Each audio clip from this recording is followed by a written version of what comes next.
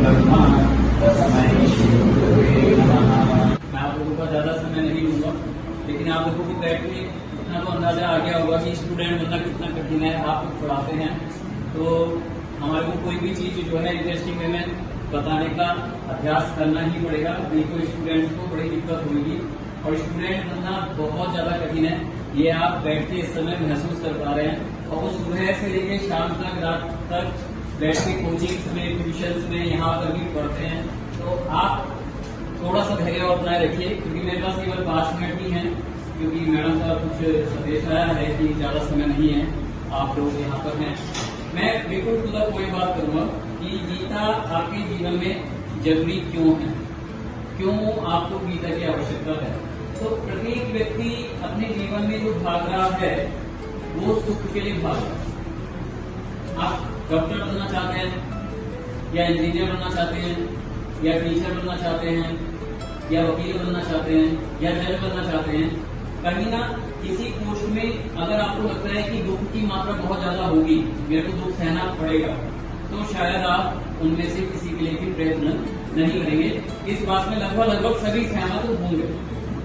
ऐसी सरकारी नौकरी में भी जो हम जाना चाहते हैं, उसमें भी यह है कि एक निश्चिंतता आ जाएगी, जीवन में सुख आ जाएगा।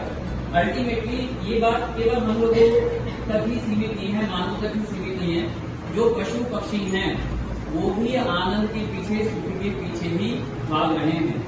तो बिंदु यहाँ पर यह है कि वो जो आनंद है, वो जो सुख है, वो होता कैसे है, ये मुख्य विषय है। तो ऋषि मुनियों ने इसी पर ध्यान दिया। तो इसे मैं एक एग्जाम्पल से आपको बताता हूँ और आपको बड़ा क्लैरिटी आ जाएगी एकदम से। आपके मन में है कि मैं बहुत ही अमीर व्यक्ति बनूं, बहुत धन कमाऊं, बहुत मेरी पद प्रतिष्ठा आगे हो। किसी बीच आपने लक्ष्य बनाया, जब धन आने लगा, कि मैं एक मर्सिडीज कार खरीदूं। आपने बहुत ज्यादा धन कमाया, धीरे धीरे करके 5-6 साल में इतना इकट्ठा हुआ कि आपने एक मर्सिडीज कार जो 60-70 लाख से नीचे की नहीं है, नॉर्मली 1 करोड़ से ऊपर की है ज्यादातर मॉडल, तो आपने वो मर्सिडीज कार खरीदी। आप लंबे समय से उसकी कामना लेकर के चल रहे थे। अब जिस दिन, बहुत ध्यान से आप सुनना, जिस दिन आपने मर्सिडीज कार खरीदी, उस दिन आपके मन को बहुत अधिक सुख महसूस हुआ, आनंद महसूस हुआ, क्योंकि आपकी कामना पूरी हो गई।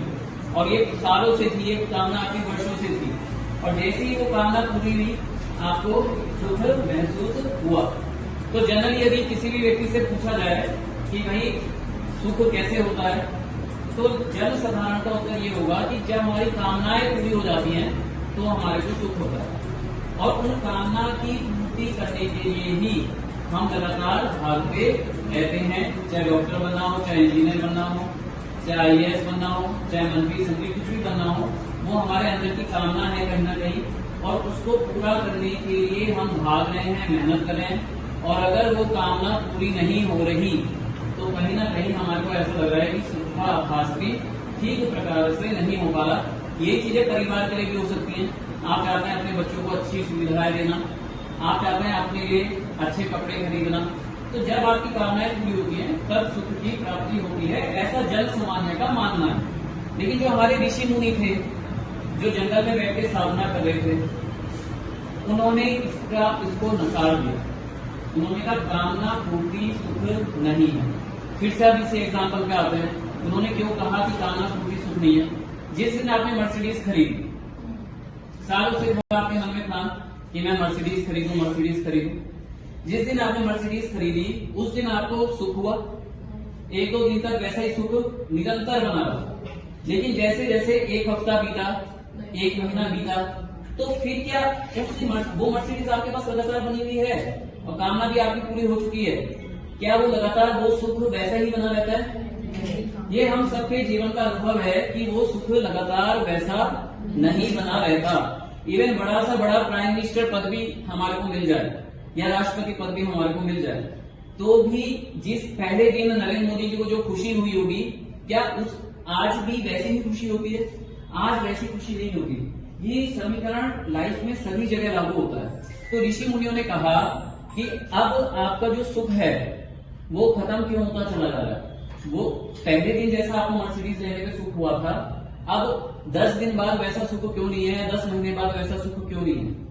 क्योंकि अब आपके मन में दूसरी प्रकार की कामनाएं आ गई हैं। तो जब आपके मन में कामनाएं आई, आपको लगता है कामना मैं पूरी करूं तो मेरे को सुख प्राप्त होगा, अब आप उस कामना को पूरा करना चाहते हैं, फिर वो कामना पूरी होगी, फिर वो कामना पूरी हो जाएगी, उस दिन आपको बहुत सुख महसूस होगा, लेकिन उसके बाद फिर धीरे धीरे करके नई कामनाएं आपके मन में उत्पन्न होगी, अंतःकरण में आपको उत्पन्न होगी, फिर वो आपको व्यग्र कर देंगे।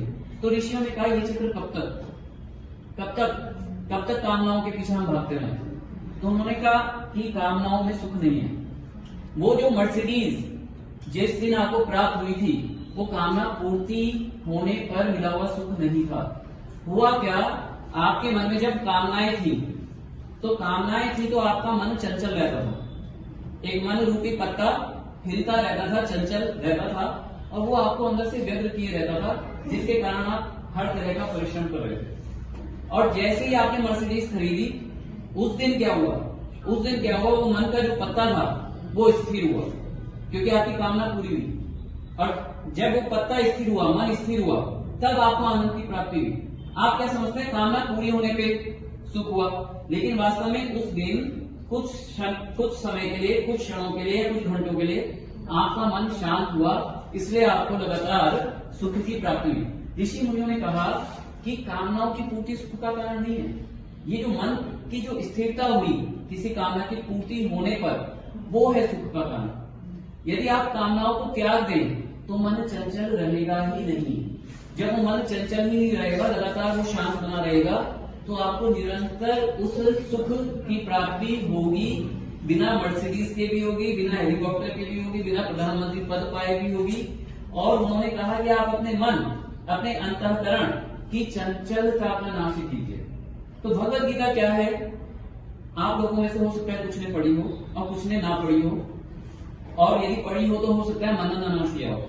तो भगवत गीता इन 1 सेंटेंस है, हमारे जो कामनाएं हैं उनको कंट्रोल करना, धीरे धीरे उन्हें कम करना। जितनी कामनाएं हमारी कम हो जाएंगी उतना अधिक हमारा मन शांत हो जाएगा, जितना अधिक हमारा मन शांत हो जाएगा उतना अधिक सुख हमारे को प्राप्त होगा।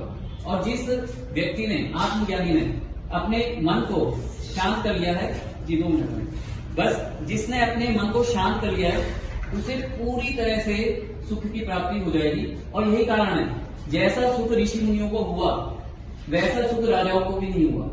वेदांत का कथन आता है कि जो ब्रह्म ज्ञानी है उसको पूरी पृथ्वी के चक्रवर्ती राजा से भी अधिक सुख प्राप्त होता है, इंद्र पद से भी अधिक सुख प्राप्त होता है। क्यों होता है, क्योंकि उसका मन बिल्कुल शांत है। तो गीता क्या है, गीता है अपनी कामनाओं को नष्ट करने का विज्ञान। तो मेरी आपसे एक प्रार्थना है, हम आएंगे दोबारा, वर्कशॉप करना चाहेंगे बच्चों के साथ, लेकिन इस पॉइंट को आप अपने मस्तिष्क में बिल्कुल स्मरण रखिए हमेशा, कि आप जहां पर भी हैं, जैसे भी हैं, हमेशा सुखी रह सकते हैं, बशर्ते आप अपने मन को शांत करना सीखें। जहां आपने मन को शांत करना सीख लिया वहां आप सुखी हो गए। अन्यथा राजा पद भी आपको मिल जाए, चक्रवर्ती राजा पद भी मिल जाए, प्रधानमंत्री IAS कोई भी पद आपको मिल जाए, लेकिन अंदर से आप सुख नहीं पाएंगे अगर कामनाएं बनी रहेंगी। तो इन कामनाओं को नष्ट करने के लिए आप गीता का आस्वादन कीजिए। सबके पास मोबाइल है, फिर आप डाउनलोड कर सकते हैं। हम भी एक भगवत गीता ग्रुप चलाते हैं, पढ़ाते भी हैं, ब्रह्मसूत्र भी पढ़ाते हैं। हिंदू धर्म की सबसे कठिन पुस्तक है ब्रह्मसूत्र।